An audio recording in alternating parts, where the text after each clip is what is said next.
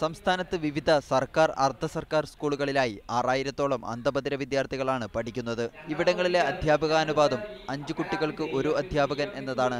നിലവിൽ ഒരു ക്ലാസ്സിൽ 4 കുട്ടികളായാൽ ക്ലാസുകളിൽ അധ്യാപകരെ നിയമിക്കുന്നില്ല. 2009 സംസ്ഥാനത്തെ പട്ടികജാതി പട്ടികവർഗ വിദ്യാർത്ഥികളുടെ പ്രതിമാസ ഗ്രാന്റ് സർക്കാർ 1300 രൂപയായി ഉയർത്തിയിരുന്നു.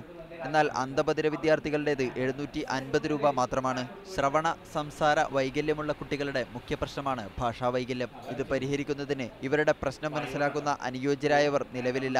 ഏകദേശം 350ഓളം സ്കൂളുകളുള്ള ഈ സെറ്റപ്പിന് സ്പെഷ്യൽ എഡ്യൂക്കേഷന് ഒരു സ്പെഷ്യൽ ഓഫീസറെങ്കിലും നിയമിച്ച് ഈ കുട്ടികളുടെ വിദ്യാഭ്യാസപരവും അതുപോലെ ഈ സ്ഥാപനങ്ങളുടെ അക്കാഡമികവും അതുപോലെ അഡ്മിനിസ്ട്രേറ്റീവ് ലെവലുള്ളതുമായിട്ടുള്ള കാര്യങ്ങൾ യാഥാർത്ഥ്യമാക്കുക, അതിന് പരിഹാരം കാണുക എന്നുള്ളതാണ് നമ്മുടെ ആവശ്യം. ഗ്രേസ് മാർക്ക് ഇല്ലാത്തത് മൂലം പല ബധിരമുഖ വിദ്യാർത്ഥികൾക്കും തുടർ പഠനത്തിനുള്ള അവസരം നഷ്ടമാകുന്നുണ്ട്. ഇവരുടെ കാര്യങ്ങൾ നോക്കാൻ സംസ്ഥാനത്തോ ജില്ലകളിലോ പ്രത്യേക ഓഫീസർമാരില്ല. മാത്രവുമല്ല, അന്ധരുടെ പ്രശ്നം മനസ്സിലാക്കാനാകുന്നവരെ ഈ രംഗത്ത് നിയമിക്കാറില്ല.